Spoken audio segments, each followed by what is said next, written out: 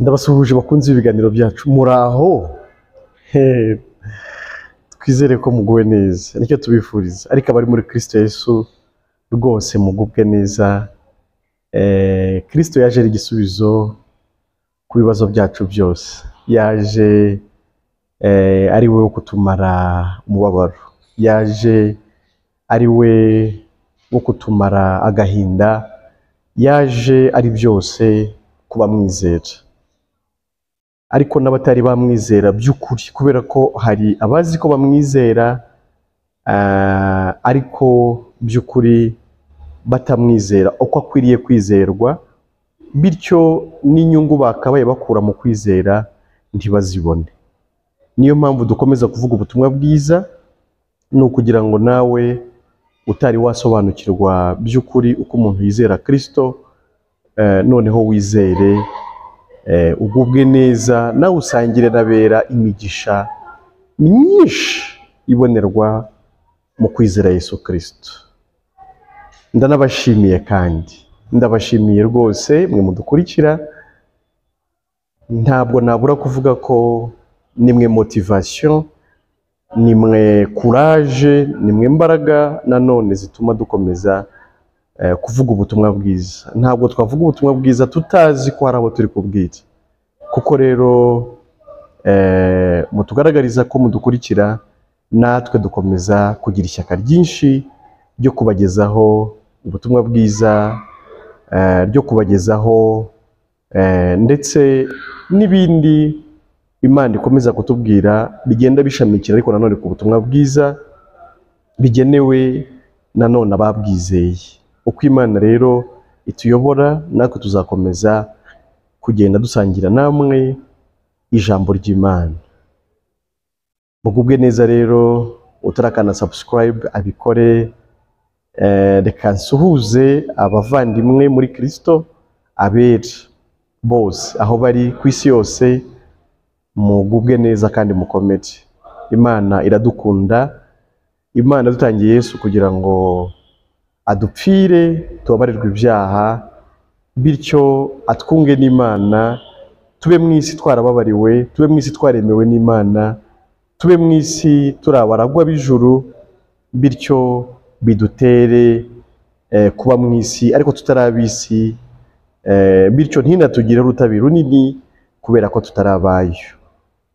Namwe mwese mudukurikira aho muri hose ndabasuhuje. Hari abadukurikira bari mu Rwanda, abari mu Burundi, abari mu Bugande, abari muri Kenya, abari muri Mozambique, abari Malawi, abari Zambia, abantu bari Sierra Leone, abantu bari Centrafrique, abantu bari muri Amerika mu ma state atandukanye, abari za Canada, abari mu Burayi. Mwese aho mudukurikira muherereye turabasuhuje kandi tuwongeye kubaha ikaze mu biganiro by'ubutumwa bwiza bica kuri channel Ijuru Ntirikorerwa TV. You kanze like, you kanze subscribe, you kanze share. Burya ubutanzi inkunga, nta nubwo abantu bajya bamenye cyane inkunga ubutanzi inkunga yo kugira ngo n'abandi babirebe. Hari umuntu wibaza impamvu tuvuga ngo mubikore. Iyo ubikoze ikiganiro kirushaho kurebwa n'abandi, nanone nabo bakamenya inyungu wari wakurikiye muri icyo kiganiro. Niko ibiganiro byo kuri YouTube bikoze. Iyo YouTube ubwayibonye ko ikiganiro abantu bari kugikunda, irushaho kucyereka benshi. So iyo tuvuga ngo mukande subscribe, iyo tuvuga mukande share, mukande like, comment, niba hari icyo Imana igushize ku mutima ngo dusangize muri comment. Niyo nyungu tuba tuvuga, ni ukugira ngo n'abandi n'abasoma izo comment nabo bunguke, basangire nawe inyungu, mbese ibintu nk'ibyo. Ndishimye cyane kongera kuganira namwe, n'ubuntu bwinshi ntabona uko nsobanura Imana ibingiriye kugira ngo dusangire. Umwanya warabuze, abantu bari busy cyane, turi busy dushakisha, ariko Imana itanze uburyo nk'ubu nanjye biranshimisha. Numva ari ubundi buntu Imana ingiriye. Uyu munsi rero turasangira amagambo ari muri Matayo, mu butumwa bwiza bwa Yesu Kristo uko bwanditswe na Matayo, mu gice cya 16 umurongo wa 24 ni amagambo Yesu Kristo yivugiye ubwe, ngira ngo tuyaganire, ngira ngo tuyasangire. Ubutumwa bwiza bwanditswe na Matayo igice 16 umurongo 24 haravuga ngo maze Yesu abwira abigishwa be ati, umuntu nashaka kunkurikira yiyange yikorere umusaraba we ankurikire. Amena. Kansubire muri iryo jambo. Maze Yesu abwira abigishwa be ati, umuntu nashaka kunkurikira yiyange yikorere umusaraba we ankurikire. Amen. Aya magambo uko aba yanditse gutya bijya bimbabaza iyo ubona abantu bayenterpreta uko bishakiye, yewe kubera kutayumva bakayarwanisha, cyane cyane abashaka kurwanya ubutumwa bwiza bw'ubuntu bw'Imana. Ugira gutyo ukabona rwose ari kuvuga ibyanditswe adasobanukiwe, ariko akagira ngo ari kubwira ibintu bishya wowe utazi. Siko biba bimeze. Ubuntu bw'Imana buduha ubumenyi bwuzuye ku by'Imana. Ubuntu bw'Imana budushyira mu rugo rw'Imana ku bwa Mwuka Wera tuba twakiriye, duhabwa guhishurirwa ubwiru bw'Imana. Wowe rero iyo uri gusomera ibintu muri kamere kubera ko utarakizwa, urwana ishyaka rya kamere cyangwa ishyaka ry'umubiri, ugatekereza ko hari ibyo wahereza abera badasobanukiwe, akenshi uba wibeshya cyane. Baba bisobanukiwe cyane, ahubwo wowe ntubuze icyo bishatse kuvuga. Kwikorera umusaraba numvaga twakiganiraho iki kintu, kubera ko hari ukuntu abantu nyine batacyumva nacyo, nk'uko batumva n'ibindi. Hari ukuntu Petero yavuze ngo ibyo Pawulo yanditse ngo abaswa barabigoreka, nk'uko bagoreka n'ibindi byanditswe nanone. Urumva rero, ariko si ibyo Pawulo yanditse gusa, ahubwo ijambo ry'Imana muri rusange abantu bararigoreka. Abaswa n'abadafite Kristo. Kristo yaduhindukiye ubwenge buva ku Mana, gukiranuka, gucungurwa no kwezwa, kugira ngo uwirata wese yirate Uwiteka. Kristo rero niwe bwenge bwacu. Iyo rero utari wahishurirwa Kristo by'ukuri, uba uri umuswa nyine, uba uri umuswa mu kumenya ijambo ry'Imana. Ntabwo uba usobanukiwe iby'Imana, ntabwo uba usobanukiwe iby'ubwiru bw'Imana. Hari igihe ushobora kurwana ishyaka rero ry'ibyanditswe ugira ngo birusha abera, ugira ngo birusha abizeye gutsindishirizwa n'ubuntu bw'Imana. Oya, baba babizi, ahubwo wowe ntubuze icyo bishatse kuvuga. Utuje wabisobanukirwa, utuje udashatse kurwana ugatuza. Hari abantu benshi twakira ku rubuga batagamije, mboniwe no kwibutsa abantu ko turufite rwa WhatsApp, ijuru ntirikorerwa TV, ijuru ntirikorerwa nanone niko rwitwa, ku buryo ushatse kurujyaho n'ubundi watwandikira kuri 07844257 twagushyiraho. Waba uri hanze nukongera akamenyetso ko guteranya 250 7 42 mu gihe waba uri hanze y'igihugu ni ngombwa gushyiraho code. Ushaka kurujyaho waruzaho, ariko ugamije kunguka. Iyo uje uteza akavuyo ntabwo tukwemerera. Turi abantu benshi ku rubuga, ntabwo tuba dukeneye akavuyo. Tuba dukeneye abantu bashaka kwiga n'ituza, bashaka kumenya, bashaka gusobanukirwa. Ntabwo twashyizeho urubuga tutazi ibyo tugomba kubwira abantu. Ntabwo twashyizeho urubuga tudafite ishurirwa ku cyo abantu bakeneye. Ntabwo rero tuba tugusaba kuza ku rubuga kugira ngo uze kurwana.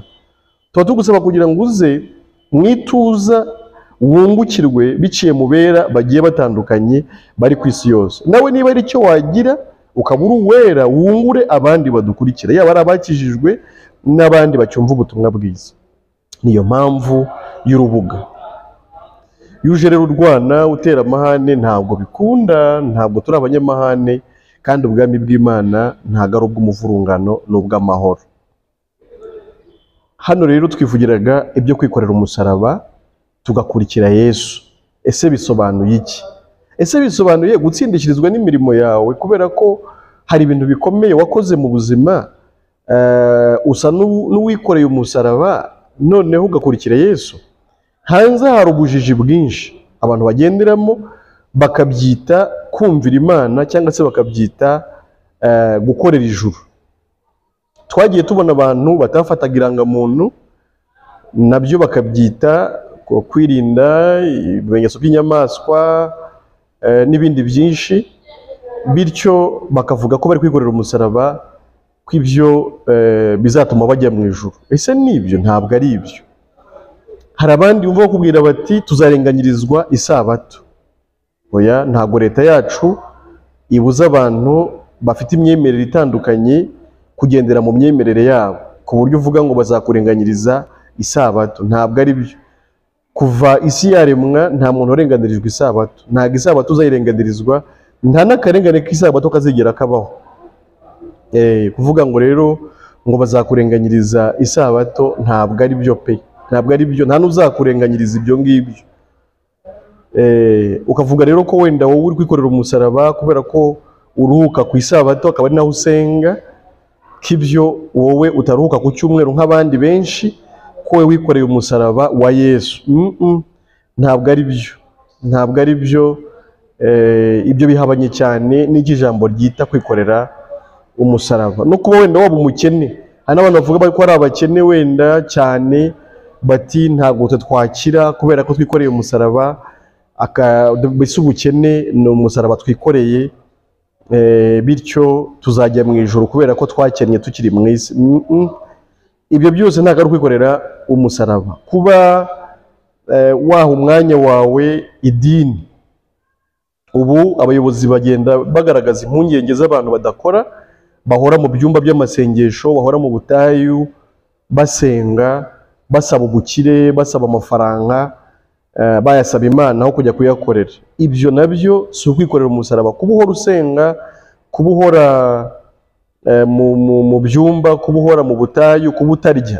Abandi bakigomwa ibiryo bakamara icyumweru, hari abamara iminsi 21, hari abamara iminsi 40, ariko wenda banyuzamo bakagira ibyo bafata byoroshye, kuko ntiwayimara utarapfa. Yesu yamaze iminsi 40 n'amajoro 40 atarya atanywa, abona gusonza. Yesu ni Imana, niyo mpamvu yari afite iyo kapasite yo kumara, yari afite ubwo bushobozi bwo kumara iminsi 40 n'amajoro 40 atarya atanywa akabona gusonza. Ntabwo Yesu yamaze iminsi 40 n'amajoro 40 yisonzesha. Yamaze iminsi 40 n'amajoro 40 atarya atanywa, atari yasonza. Ibyo bishize abona gusonza. Wowe se nibyo uba wakoze?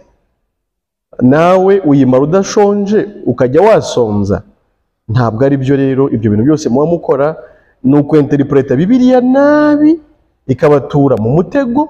Ni naho mujye muvugira ngo Bibiliya ni inyanja, ariko si inyanja, ahubwo muba musoma urwandiko mudafitiye ubushobozi bwo gusoma, kuko mutarabera, mutari abakiranutsi, kandi abakiranutsi b'Imana nibo babasha kumenya ibyayo. Icyo mukeneye ni ubutumwa bwiza buciye mu bera b'Imana, kugira ngo musobanukirwe uburyo mwaba abakiranutsi mukavuka ku Mana. Mwamara kuvuka ku Mana nibwo muzajya mwamenya ibyo mu rugo rw'Imana. Noneho rero wenda narindi kugerageza gukora introduction cyangwa se gusasira ikiganiro nagaragaza ibindi abantu bita kwikorera umusaraba, mugaragaza ibintu bimwe na bimwe, yewe hari n'utakora akazi runaka kanamwinjiriza, akavuga ati kariya kazi ngakoze naba ntatiye inshingano izi nizi. Ati rero nanze gukora akazi kanaka, ariko ndi kuvuga akazi n'ubundi gasanzwe abantu bose bakora, ariko we akavuga ko ari umwihariko kuba atagakora kugira ngo abe yikoreye umusaraba. Ntabwo ari byo. Undi akavuga uti nanze gushaka umusore kubera ko tutasengera ahantu hamwe, naba ntatiye igihango cy'ubukristo bwanjye, nawe akavuga ko yikoreye umusaraba. Ntabwo ibyo byose ari ukwikorera umusaraba. Ushobora wenda kudashaka umuntu kubera ko ubona mutazahuza mu mico runaka, ariko mu by'ukuri ntiwitwaze cyane ko hari aho usengera ibunyanaka, ubyite ko wikoreye umusaraba kubera ko utabanye n'undi usengera ibunyanaka. Ntabwo kwikorera umusaraba ari ibyo. Mu by'ukuri impamvu yo kwikorera umusaraba ni iyihe? Nuko twese tuvuka turi abanyabyaha, tuvuka turi babi kubw'igicumuro cya Adamu. Ayo ni amagambo twajya dusobanura, ariko tutazabura gukomeza gusobanura ko niyo shingiro y'ibyo twizera. tuvuka turi abanyabyaha kubwo igicumuro cya Adamu. Umuntu umwe yakoze icyaha, bituma abantu bose bamukomokaho duhinduka abanyabyaha, hatavuyemo n'umwe. Nawe urimo, nanjye ndimo, n'abandi bose. Kubw'ibyo rero, muri twe nta muntu n'umwe mwiza uhari wakora ibintu byiza ngo Imana ibigendereho, imwemere, imuhe ijuru kubera ibyiza yakoze. Ndavuze ngo nta muntu n'umwe mwiza uhari. Ubwo si wowe, ubwo si njye, ubwo si n'undi uwo ari we wese. Noneho rero, hakabaho n'abavuga ko bari gukorera ijuru, ko hari ibintu byiza bo bakora kugira ngo bazajye mu ijuru. Noneho uwo muntu uri gukora ibintu byiza ngo azajye mu ijuru, uwo muntu yakwiyanga ati? Umuntu yikorera umusaraba, yiyange, namara kwiyanga yikorera umusaraba. Kwiyanga ni ryari? Kwiyanga ni ukwisobanukirwa, ukamenya ko uri mubi, ukamenya ko nta kintu cyiza ufite wakorera Imana ngo izakujyane mu ijuru, hashingiye ko wavutse uri mubi, uvukana kamere y'icyaha, bityo ari ibyiza ukora n'ibibi byose bituruka kuri ya kamere, kandi byose ni bibi mu maso y'Imana. Iyo usomye muri Luka nka 16:15 haravuga ngo mukunda kwigira abakiranutsi imbere y'abantu, ngo kandi Imana izi iba mu mitima yanyu, kubera ko icyogeje imbere y'abantu aba ari ikizira mu maso y'Imana. Niko ayo magambo avuga. Luka 16:15 arababwira ati mwebwe mukunda kwigira abakiranutsi imbere y'abantu, ariko Imana izi imitima yanyu, kuko icyogejwe imbere y'abantu ari ikizira mu maso y'Imana. Ikintu cyiza abantu bashima cyogejwe imbere y'abantu kiba ari ikizira mu maso y'Imana. Niyo abantu bagushima rero bose bakaguhurizaho, bakavuga ko ukora ibikorwa byiza, bakanagusabira ijuru. Njya nkunda kubibona abantu, iyo umuntu yakuwe mu mubiri cyangwa se yapfuye, usanga abantu bari kumusabira ijuru bagendeye ku byo bamuziho yaba yarakoze mu buzima busanzwe. Noneho tekereza ko ijambo riri kuvuga ngo icyogejwe imbere y'abantu ni ikizira mu maso y'Imana. Noneho rero kwiyanga ni ukubanza kumenya kuri ikizira mu maso y'Imana, ni ukubanza kumenya kuri mubi mu maso y'Imana, ni ukubanza kumenya ko nta cyiza ugira cyatuma Imana ikwemera, ni ukubanza kumenya kuri mubi uhereye mu bworo bw'ikirenge ukagera mu gitwariro, nk'uko Yesaya nawe yabigarutseho mu gice cya mbere. Yesaya yabigarutseho mu gice cya mbere, Yesaya igice cya mbere ku murongo nk'uwa gatandatu,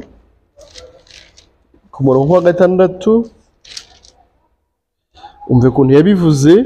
Yaravuze ngo uhereye mu bworo bw'ikirenge ukageza mu mutwe nta hazima, ahubwo ni inguma n'imibyimba n'ibisebe binuka bitigeze gukandwa cyangwa gupfukwa, nta nubwo byabobejwe n'amavuta. Uhereye mu bworo bw'ikirenge ukageza mu mutwe, ikindi kinyarwanda ukageza ngo mu gitwariro, nta hantu hazima hahari. Ni ibisebe binuka bitigeze gukandwa, habe no gushyirwaho utuvuta. Umuntu umeze utyo akwiriye kwisobanukirwa gutyo, akamenya ko nta kintu cyiza agira, akamenya ko ari mubi, akamenya ko nta kintu Imana yaheraho mu byo akora ngo izamujyane mu ijuru. Muribuka abantu bazanye umugore yasambanye, nayo ni inkuru ivugwa muri Yohana mu gice nk'icya 8, muri Yohana mu butumwa bwiza niho havugwa umugore wafashwe asambana guhera ku murongo wa mbere. Ntabwo ndi buyasome ni menshi, ariko ndashaka kuvuga bari abantu bazanye uriya mugore bo bamushinjaga ko ari umunyabyaha, kandi kumushinja ko ari umunyabyaha bivuze ngo bo ubwabo bihamirizaga ko bo ari abakiranutsi cyangwa se ari beza. Ariko bageze imbere ya Yesu arababwira ati noneho muri mudafite icyaha namutera ibuye. Bose bagenda urusorongo cy'inyuma, nta wasigaye aho ngaho. Icyo bivuze ni iki? Bishatse kuvuga ngo nta wakurikira Yesu. None se niwumva ko basubiye inyuma baragenda, umuntu wibwira ko ari mwiza ntashobora gukurikira Yesu, ntabwo bikunda. Nyamara wa mugore niwe wagumanye na Yesu. Umuntu wamaze kwimenyaho ububi bwe, akemera gutsindwa nabwo, akava ku izima, akiyanga, kuko Yesu yavuze ngo yiyange, namara kwiyanga ankurikire, yikorere umusaraba we ankurikire.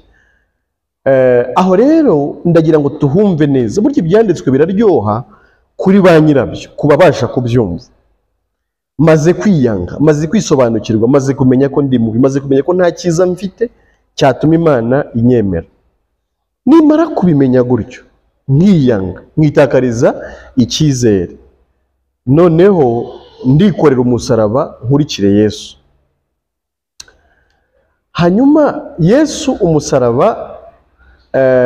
umusaraba ninkwikorera nkamukurikira, ndamukurikira hehe? Icyo nicyo kintu tugomba kumva. Yesu nawe bamuha umusaraba kwari kugira ngo agende ajye i Nyabihanga ahicirwaga ibivume, ariko birasaba ko natwe tumukurikira i Nyabihanga nyine ahicirwaga ibivume, dutwaye umusaraba wacu. Kwemera gutwara umusaraba wanjye, abantu muhumve, umusaraba n'uwo njya kumanikwaho, mubyumve neza, umusaraba n'uwo njya kumanikwaho, kuko ku musaraba hajyaga ibivume. Ijambo riravuga mu Bagalatiya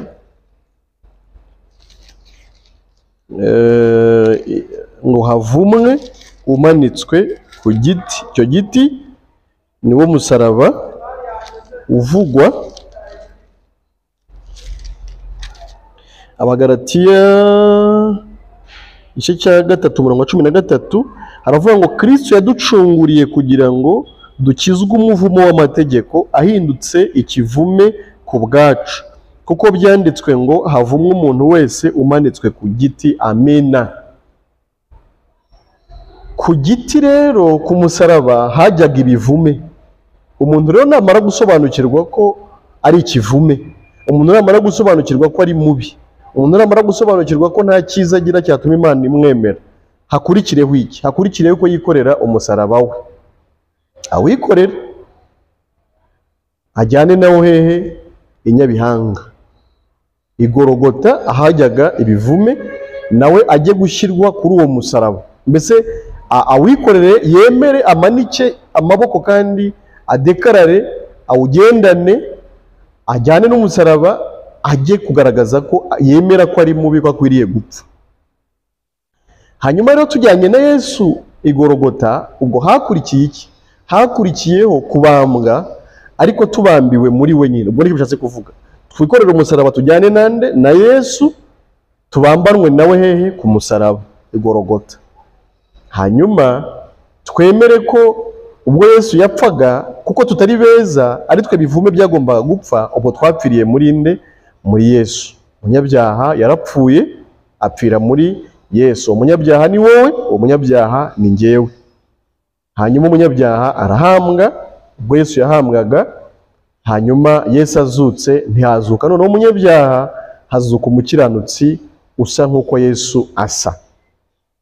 Kwikorera umusaraba rero ni ukwemera ububi bwawe, ariko ukanemera ko ubwo bubi bwawe aribwo bwajyanye Yesu ku musaraba, ko ubwo Yesu yapfaga ari we wapfiriye muri we, ubwo Yesu yahambwaga ko ari we munyabyaha Imana yahambye.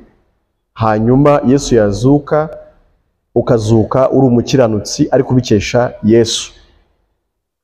Iyo ni faze ya mbere. Faze ya kabiri ni ukubaho ubuzima bw'umusaraba, ni ukubaho ubuzima noneho buhamya ko umusaraba ari wo wonyine wadukijije.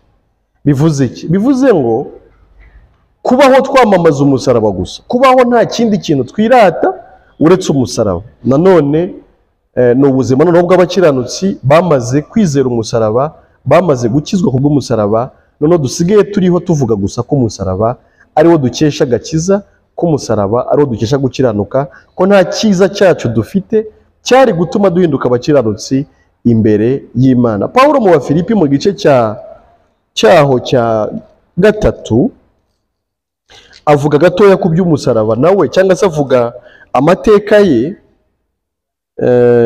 Igice 3 guhera nko ku murongo wa 4 aravuga ngo niba hari undi wese wibwira ko afite impamvu imutera kwiringira umubiri, njyeweho namurusha. Kwiringira umubiri ni ukwiringira ibikorwa byawe, kwiringira ibikorwa by'umubiri nyine. Dore nakebwe ku munsi wa 8, ndi uwo mu bwoko bw'Abisirayeli, ndi uwo mu muryango wa Benyamini, ndi umuheburayo w'abaheburayo, ndi umufarisayo ku by'amategeko. Arimo arivuga uwo yari we cyangwa uwo ari we byari kumuhesha kugaragara nk'umuntu w'Imana mu bantu. Kubw'ishyaka narenganyaga itorero, kubwo gukiranuka kuzanwa n'amategeko nari inyangamugayo. Yagiraga ishyaka ryinshi cyane ryo kurwanira gukiranuka kw'ingeso, ku buryo yarwanyaga abera bavuga ko gukizwa ari ubuntu, ko ijuru ari ubuntu. Nawe yarabarwanyaga avuga ko umuntu agomba gukiranuka bimuciyemo, bimunyuzemo, akaba yatsindishirizwa n'imirimo ye. Ibyo rero byatumaga arwanya abera, si uko yari umuntu mubi, ahubwo nuko yari umuntu ufite ishyaka ryinshi ryo gukorera Imana, nk'uko n'abantu benshi uyu munsi bameze, bityo akumva ko n'abantu bose bagomba kumukurikiza, ko ntawe uzajya mu ijuru bidaciye mu mirimo ye.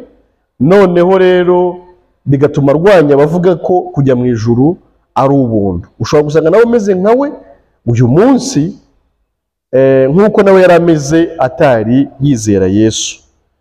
Kubwo gukiranuka rero kuzanwa n'amategeko yari inyangamugayo, mbese yageragezaga kubahiriza amategeko, mbese uko ashoboye yarageragezaga. Ku murongo wa 7 aravuga ngo nyamara ibyarindamu yanjye nabitekereje ko ari igihombo ku bwa Kristo. Ibyarindamu yaryo abantu babitekereza nk'amafaranga, ariko aravuga ibyo byose yirataga. Aravuga iyo mirimo yiwe yo kubahiriza amategeko, aravuga gukiranuka yari afite akesha kubahiriza amategeko. Avuga ko ibyarindamu ye yabitekereje nk'igihombo ku bwa Kristo, mbese yariyanze nyine, nawe yarizinutswe. Bimwe Yesu yavuze ngo yiyange, yarizinutswe nawe. Ndetse n'ibintu byose mbitekereza ko ari igihombo kubw'ubutunzi butagira akagero, aribwo kumenya Kristo Yesu. Kubw'uwo nahombye ibyanjye byose, ndetse mbitekereza ko ari amase kugira ngo ndonge Kristo. Ibyiwe Yesu yavuze ngo umuntu yiyange, nawe aravuze ngo kubw'uwo, ku bwa Kristo nahombye ibyanjye byose.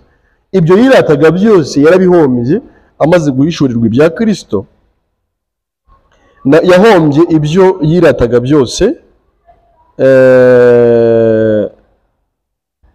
ndetse n'ibintu byose mbitekereza ko ari igihombo kubw'ubutunzi butagira akagero, aribwo kumenya Kristo. Kubw'uwo nahombye ibyanjye byose, ndetse mbitekereza ko ari amase kugira ngo ndonke Kristo. Murabyibuka, umuntu yashaka kunkurikira yiyange. Nawe rero ku bwa Kristo yahombye ibye byose, ndetse n'ibintu byose abitekereza ko ari iki? Ari igihombo kugira ngo aronke Kristo. Mwabyumvisha noneho? Nawe rero ni nako kwihana. Kwihana ni ugutesha agaciro ibyo wiringiraga nk'aho byagukiza. Ni ukuzinukwa inzira zawe zose, ni ukuzinukwa gukiranuka kwawe wibwira ko kwagutsindishiriza imbere y'Imana. Ngo kandi mboneke ko ndi muri we ndafite gukiranuka kwanjye kuva mu mategeko, ahubwo mfite ukuzanwa no kwizera Kristo, ariko gukiranuka kuva ku Mana guheshwa no kwizera. Amina. Urumva ko kugira ngo uronke Kristo, kugira ngo ukurikire Kristo, bisaba kwiyanga. Mboneke ko ndi muri we ndafite gukiranuka kwanjye kuva mu kubahiriza amategeko, ahubwo mfite gukiranuka kuva ku Mana guheshwa no kwizera nde? Yesu Kristo. Icyo ni cyo umuntu asabwa wese aho ava akagera. Umuntu wese aho ava akagera nicyo asabwa kugira ngo abe yaronka Kristo.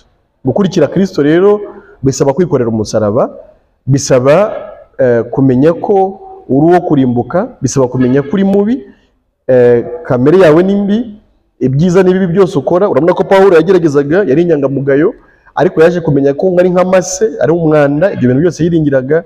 Nawe rero nicyo bigusaba kubanza ugatesha agaciro ibyo wiringiraga, ibyo washakiragamo gukiranuka, ibyo washakiragamo ijuru, ukabanza ukabitesha agaciro, noneho ukajya wakwemera kubarwaho gukiranuka kwa Yesu. Mboneke ko ndi muri we ndafite. Kuba muri Kristo bisaba kuba utagifite gukiranuka kwawe kuva mu kubahiriza amategeko. Ntibikorana byombi.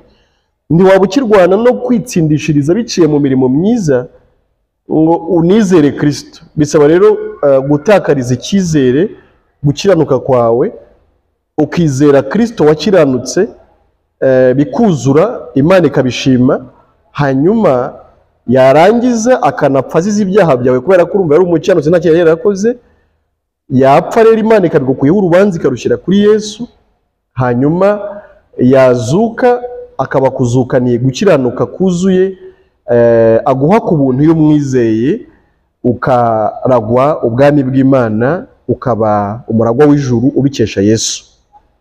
Ibi ni byo umuntu rero asabwa kugira ngo akurikire Yesu. Bisaba kwiyanga, ukikorera umusaraba, ukemera ko uri ikivume gikwiye kumanikwa ku giti, ukemera ko ubwo Yesu yapfaga ari we wapfuye, ukemera ko kandi ubwo yapfuye wowe utagipfuye urupfu rw'iteka, utagiye mu nyanja y'akumuro n'amazuku, ukemera ko ubwo ari uko byagenze wahindutse umwere, umukiranutsi imbere y'Imana, nta rubanza ugifite mu rukiko rw'Imana, urera kuko Imana niyo yahannye Yesu kubw'ibyaha byacu, ubwo wowe wasigaye wera nta kibazo ufitanye n'Imana. Yesu azutse aguha gukiranuka ko yari yarakoreye mu isi ko ntacyo yigeze akora, kugira ngo noneho ubarwe nk'umukiranutsi, ube mu isi ufite ijuru ubikesha Yesu, ariko utabikesha imirimo yawe iyo ari yo yose wabasha gukora. Ndasoreza mu Baroma mu gice cyaho cya 10 umurongo waho wa 10, kuko ijambo ryitwa kwizera abantu basigaye barikerensa, kandi ni ijambo ry'imbaraga, ni rwo rufunguzo rw'ibintu byose. Abaroma 10:10 haravuga ngo kuko umutima ari wo umuntu yizeza akabarwaho gukiranuka, kandi akanwa akaba ariko yatuza agakizwa. Umutima ni wo umuntu yizeza akabarwaho gukiranuka. Numva ko ari ukubarwaho, bakubaraho ibintu kubera ko utabifite, ahubwo byari iby'undi bakabikubaraho. Umutima rero ni wo umuntu yizeza akizera ko Yesu apfa ari we yapfiriye, ndetse ko nawe ubwo yapfiriye muri we, hanyuma ko Yesu azuka yamugize umukiranutsi. Ibyo urabyizera, Imana ntiyongere kukubaraho icyaha, ahubwo ikakubaraho gukiranuka kwa Yesu, kuko ibyaha byawe nibyo Yesu yazize. Umunyabyaha burya Imana yamwiciye muri Yesu kandi iramwibagirwa. Abaheburayo 10:17 Imana iravuga ngo ibyaha byacu n'ubugome bwacu ntabwo izabyibuka ukundi, nawe ukabaho waragizwe umukiranutsi, nta rubanza ugifite, wera ku Mana kandi mu buryo bw'iteka ryose. Nk'uko Yesu yazize ibyaha atagizemo uruhare, byari ibyawe, ni nako nawe uhabwa gukiranuka kwe utagizemo uruhare. Ni ukubarwaho, yabazweho ibyaha byawe, kugira ngo nawe numwizera ubarweho gukiranuka kwe, ube mu isi uri umukiranutsi, ariko warabazweho gukiranuka kwa Yesu. Nuririmba ko uzajya mu ijuru ubikesha Yesu, nuririmba ko uri umukiranutsi ubikesha Yesu, wikoreye umusaraba, mbese utavuga ikindi kintu. No kugenda wamamaza uvuga ngo kubw'umusaraba ndi umukiranutsi, kubw'umusaraba ndi uwera, kubw'umusaraba nzajya mu ijuru, kubw'umusaraba nta teka nzacirwaho, kubw'umusaraba nta kibazo mfitanye n'Imana, kubw'umusaraba nahindutse umwana w'Imana, kubw'umusaraba ndi umuragwa w'ijuru. Mbese ukabaho uririmba umusaraba, utaririmba ikindi kintu icyo ari cyo cyose. Uko niko kwikorera umusaraba ugakurikira Yesu, ntube uvuga ibyawe, ntube wivuga, ntube witaka, ntube uvuga iby'ingeso zawe, ahubwo ugasigara uvuga gusa ibya Yesu waguhesheje kwemerwa n'Imana. Ndabashimiye rero mwebwe mwadukurikiye mwese, mbashimira rwose kubera ko kudukurikira kwanyu bidutera courage, natwe tugakomeza kuvuga ubutumwa bwiza, kandi ndabifuriza rwose gukomeza gusobanukirwa ijambo ry'Imana tubagezaho, kugira ngo namwe ubuntu bw'Imana uko bubakiza mukomeze kubugeza no ku bandi, kugira ngo nabo bakizwe nabo. Amahoro y'Imana rero abane n'abizera Yesu Kristo bose bataryarya, none n'iteka ryose ku bwa Yesu. Amen.